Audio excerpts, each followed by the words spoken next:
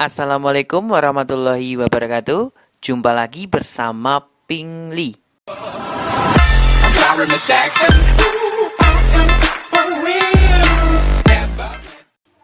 Hai. Masih dengan pembahasan UTBK tahun 2020 ya. Ini persiapannya ya.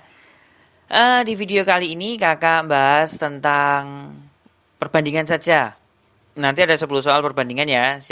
Yang jelas tahun kemarin keluar. Ya, semoga saja tahun 2020 keluar lagi. Amin. Oke, langsung saja ke nomor 1. BD membeli 3 buah barang A dan 2 buah barang B di toko RBD seharga 55.500. Maaf. Terus sedangkan ERB di toko yang sama membeli 5 buah barang A dan sebuah barang B membayar 68.000. Ini 68.000 ya. Terus harga di sini ada tabel. P itu menyatakan harga satu barang A dan Q menyatakan harga satu barang B. Nah, di sini kesimpulan yang bisa kita tarik adalah, nah, kita harus menentukan dulu barang A, banyaknya barang A dan harganya barang A dan harganya barang B. Nah, caranya bagaimana? Kita susun kalimat matematikanya.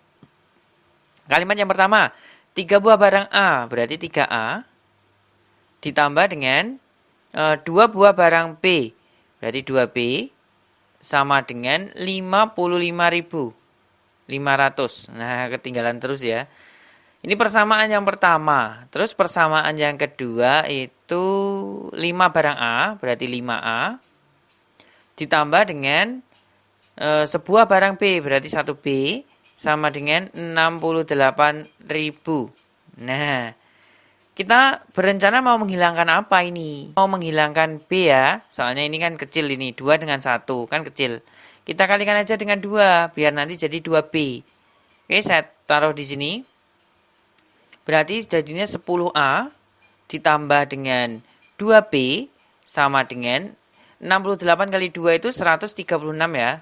136.000.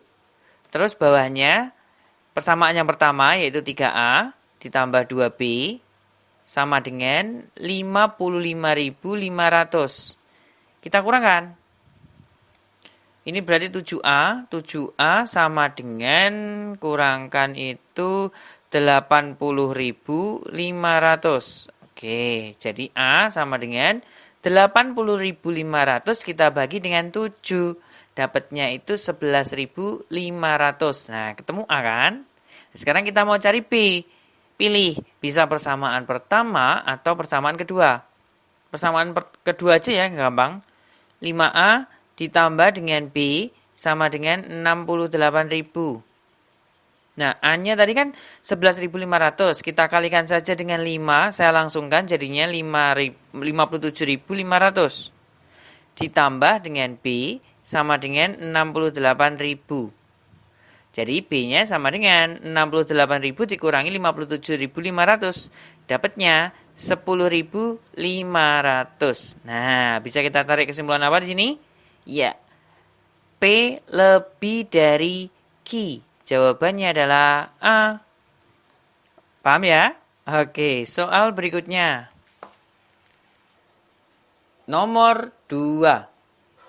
Untuk X lebih dari 0. Ini P-nya ya. X dikalikan dengan X plus 2 ditambah dengan X plus 2.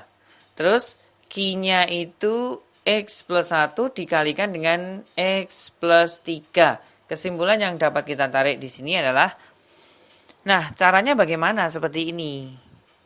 Ada anak-anak yang berpikirnya itu dikalikan semuanya. Jadi ini kita kalikan semuanya dulu. Ya, dijadikan bentuk persamaan kuadrat. Ini juga sama, Q-nya juga dikalikan semuanya. Itu tidak salah, benar, tidak salah itu. Cuma nanti semakin rumit. Nah, biar nggak rumit bagaimana caranya? Ini kita amati. X dikalikan dengan X plus 2 ditambah dengan X ditambah 2. Coba kalian amati seperti ini. Misalkan saya punya A kali B ditambah dengan B. Kita gunakan sifat distributif. Seperti ini ya. Kita keluarkan B-nya. Jadinya B dikalikan dengan AB dibagi B kan dapatnya A. Ditambah dengan B dibagi B dapatnya 1. Nah, kita gunakan sifat distributif. Bisa memahami ya? Oke, yang sama apa di sini? X plus 2. Ini X plus 2. Kita keluarkan aja X plus 2. Paham? Oke. Terus, X dikalikan dengan X plus 2. Jika dibagi dengan X plus 2, sisanya kan ini, X. Ditambah dengan X plus 2 dibagi X plus 2, 1. Nah, bisa memahami ya? Terus di sini ada X plus 1 dikalikan dengan X plus 2. X plus 3, maaf tipe. X plus 3. Nah, apakah harus dikalikan? Tidak. Apakah ada yang sama? Iya, ada yang sama. Hapus saja kalau yang ada yang sama. Hapus saja. Nah, sekarang yang tersisa adalah X plus 2 dengan X plus 3. Menurut adik-adik, besar mana? Nah, tentunya bisa menyimpulkan kan? Besar yang X plus 2. Coba aja ganti X-nya 1. X-nya sama dengan 1. 1 tambah 2, 3. 1 tambah 3, 4. X-nya 10. 2, 12. 10 tambah 3, 13. Akan selalu besar Q. Jadi kesimpulannya adalah gini. P kurang dari Q. Atau Q lebih dari P. Jawabannya adalah B. Bisa memahami ya? Oke, soal berikutnya. Nomor 3. Di sini ada sebuah segitiga ya. Segitiga A, B, C. Yang diketahui, ini sama kaki jelas. Sisinya itu 7, terus sudutnya itu 87. P menyatakan panjang BC. Dan Q sama dengan 7 akar 2. Nah, kesimpulan yang dapat kita tarik di sini bagaimana? Oke, kakak aja untuk tidak berhitung dulu ya. Nah, misalkan ini kakak hapus dulu. Nah, ini kita anggap 90 derajat. Kita anggap dulu 90 derajat. Paham ya? 90 derajat berarti kan siku-siku kan? Kalau siku-siku kan berarti bisa dihitung dengan Pitagoras. Otomatis di sini 7 akar 2. Itu kalau sudutnya 90 derajat. Paham? Dapatnya 7 akar 2. Pitagoras, ya, hitung sendiri. Nah, itu kalau 90 derajat, 7 akar 2, BC-nya ya. Nah, sekarang, kalau sudutnya saya perkecil, coba saya perkecil. Seperti ini. Ini 87 jadinya. Ya, kok pletoton gini ya? Coba. Nah, misalkan di sini ini 87 jadinya. Ini 87. Sudutnya diperkecil. Apakah nanti panjang BC-nya itu semakin pendek atau semakin panjang? Jelas semakin pendek. Ya, jelas kurang dari 7 akar 2. Itu sudah pasti. Jadi sudutnya jika diperkecil, ya panjang BC-nya juga mengecil. Ya, jika sudutnya diperbesar, panjang BC-nya semakin panjang. Paham? Seperti perbandingan terbalik gitu. Jadi kesimpulannya adalah P kurang dari Q atau Q lebih dari P. Jawabannya B. Loh, tanpa menghitung. Ya, semoga bisa memahaminya ya. Soal berikutnya. Untuk semua bilangan real didefinisikan P pagar Q sama dengan P kuadrat dibagi dengan Q. Nah, P itu menyatakan nilai dari P pagar Q jika P sama dengan negatif Q. Dan Q-nya itu Q itu sendiri ya. Oke. Nah, kita substitusikan aja. Jadi kita mencari P-nya ya. P-nya sama dengan P pagar Q.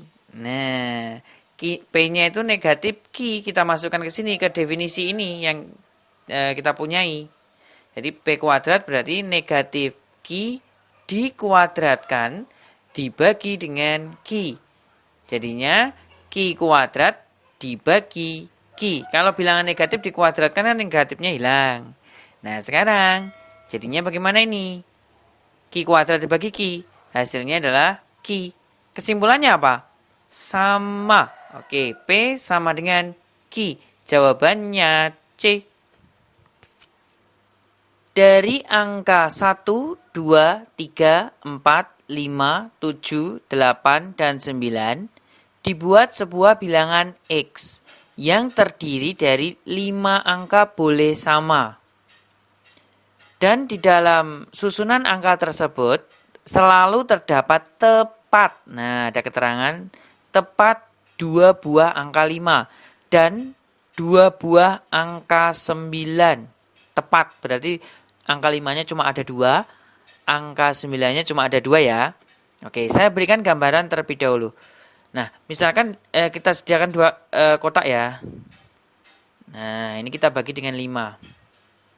Dibagi 5, 1, 2, 3, 4, 5. Oke.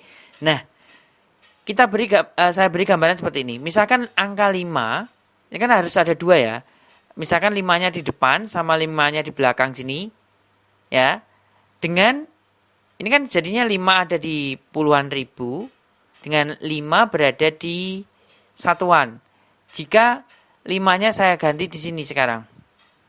Berada di ribuan, dengan 5-nya berada di satuan, dengan yang tadi sama tanda. Beda kan tentunya. Nah, berarti kita harus menggunakan permutasi kalau berbeda di sini. Paham ya? Oke, kita menggunakan permutasi. Permutasi berapa? Yang diminta itu 2 buah angka 5. Berarti 2 dari ada berapa tempat? 1, 2, 3, 4, 5. Ada 5. Paham? Nah, sekarang angka 9-nya dan kali ya. Angka 9-nya kan juga ada 2. 9-nya di sini boleh, di sini juga boleh. Kan bebas. Berarti tetap sama permutasi 2 dari 9. Tidak ya. Yang kosong tadi tinggal berapa? Sudah ditempati 5 ada 2. Berarti yang kosong tinggal 1, 2, 3. Berarti permutasi 2 dari 3. Tinggal dikalikan sisanya. 5 sudah kepake, 9 sudah kepake. Ada berapa ini? 1, 2, 3, 4, 5. 6, maaf. Ada 6 ya, kalikan dengan 6. Bisa memahami ya? Oke, berarti di sini permutasi 2 dari 5 itu 5 kali 4 dikalikan dengan 3 kali 2 dikalikan dengan 6. Jadinya totalnya adalah 720. Jadi, kita tarik kesimpulan, jelas lebih dari P. P lebih dari Q ya. Jawabannya adalah A.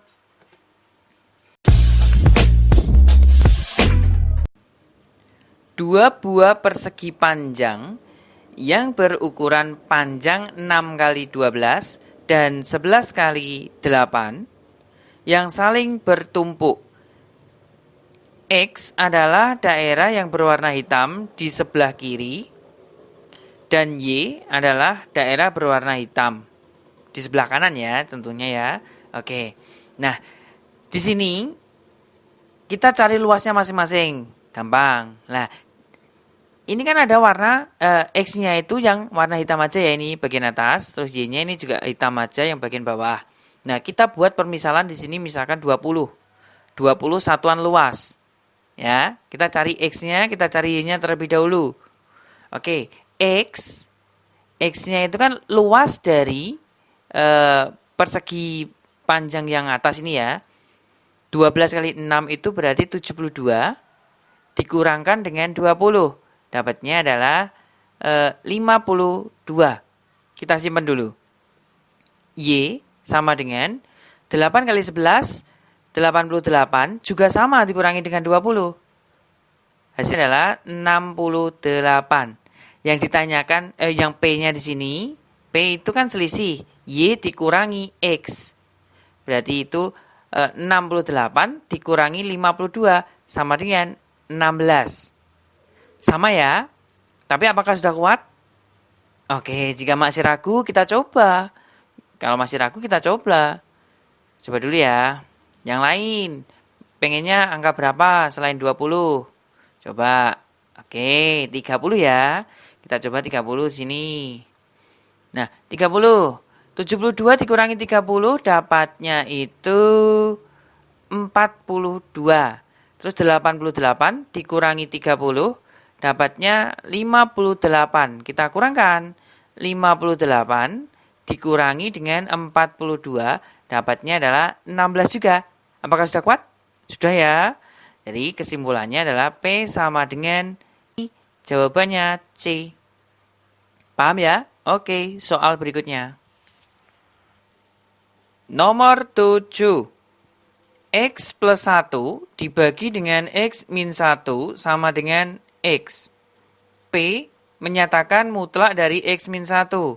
Dan Q menyatakan akar dari 2. Akar 2 gitu aja. Nah, langkah pertama, ya, kita harus menentukan nilai X-nya terlebih dahulu. Syarat yang X yang boleh kita masukkan ke dalam P. Caranya bagaimana? Ya ini kita pindah ruas dulu. Saya taruh di sampingnya sini ya. X plus 1 dibagi dengan X min 1 dikurangi X sama dengan 0. Ya. Terus kita samakan penyebutnya. Saya taruh di samping sini juga. Berarti di sini X min 1. X plus 1 dikurangi X dikalikan dengan X. Jadinya X kuadrat. Negatif X dikalikan dengan negatif 1. Jadinya plus X sama dengan 0. Nah, kita sederhanakan ya. Dapatnya itu negatif X kuadrat ditambah 2X ditambah 1 dibagi dengan X min 1 sama dengan 0. Nah, kita mengamati di sini. Apakah pembilangnya ini bisa difaktorkan atau tidak? Tidak bisa difaktorkan kan itu? Nah, kita cukup cari D. Diskriminannya. Diskriminan. Oke, kita cari dulu D-nya. D sama dengan B kuadrat min 4AC. B-nya itu 2, berarti 2 kuadrat 4. Dikurangi 4 dikalikan negatif 1. Dikalikan dengan 1, jadinya itu berapa ini? 8 ya. Hasilnya positif. Berarti kita abaikan aja. Jika hasilnya D ini kan lebih dari 0 kan, positif kan?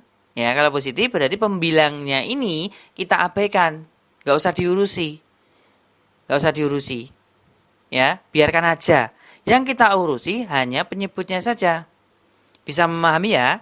Oke. Nah, sekarang syarat penyebut itu apa? X min 1 tidak boleh sama dengan 0, pindah ruas.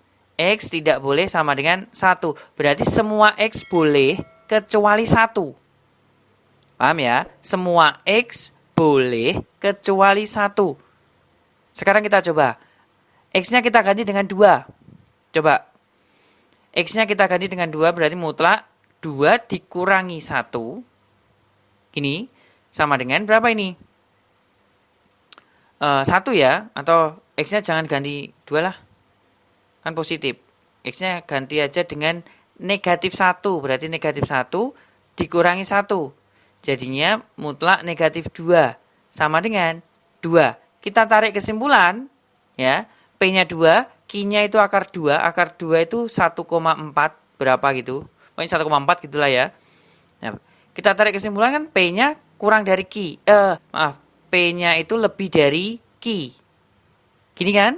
Nah, sekarang kalau P-nya X-nya itu kita ganti dengan 0. Coba. 0 dikurangi 1 sama dengan berapa ini? Mutlak negatif 1. Mutlak negatif 1 sama dengan berapa? 1. Nah, kalau P-nya 1, berarti apa? Kurang dari Q. Jadi, yang kita tarik kesimpulan apa di sini? Tidak cukup informasi ya, jadi jawabannya adalah D. Tidak bisa disimpulkan. Bisa memahami ya sampai sini ya. Oke, soal berikutnya. Nomor 8. X kuadrat dikalikan dengan Y lebih dari 0. X kalikan dengan Y kuadrat kurang dari 0. Dan P menyatakan X dan Q menyatakan Y. Oke. Di sini kita tanpa penghitungan ya. Logika kita harus main di sini. Oke. Pernyataan yang pertama dulu. Ini nilainya apa kalau lebih dari 0? Positif ya. Positif. Oke, kalau positif Y-nya sudah bisa dipastikan dia positif. Paham enggak? Y-nya itu sudah dapat dipastikan dia positif. Nggak mungkin nggak. Soalnya apa? Kalau di sini Y-nya negatif, pasti hasilnya kurang dari 0. Bisa memahami ya? Kuncinya ada pada bilangan pangkat ganjil. Nah, ini kan pangkat 1. Berarti kan pangkat ganjil. Kuncinya ada di situ. Harus positif. Oke. Nah, untuk X-nya gimana, Kak? Untuk X-nya ada 2 kemungkinan. Bisa X sama dengan negatif atau X-nya sama dengan positif. Ini 2 kemungkinan. Soalnya apa? Misalkan negatif 1 ya. Negatif 1 kuadrat itu kan 1. Jadi negatif kalau kita kuadratkan kan hasilnya tetap jadi positif kan? Oke. Sekarang pernyataan yang kedua. Ini nilainya apa toh ini? Kurang dari 0 itu apa? Negatif kan? Negatif. Nah, X dikalikan dengan Y kuadrat, kuncinya ada di X. Agar hasilnya negatif, berarti itu X-nya harus negatif. Yang pangkat 1 harus negatif. Itu sudah pasti.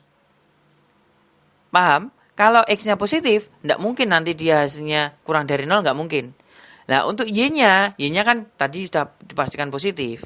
Ini mah bebas Y-nya. Paham? Bisa dipahami ya? Ini sudah pasti jawabannya ini. X-nya negatif, Y-nya sudah pasti positif. Jadi kesimpulan yang bisa kita tarik apa di sini?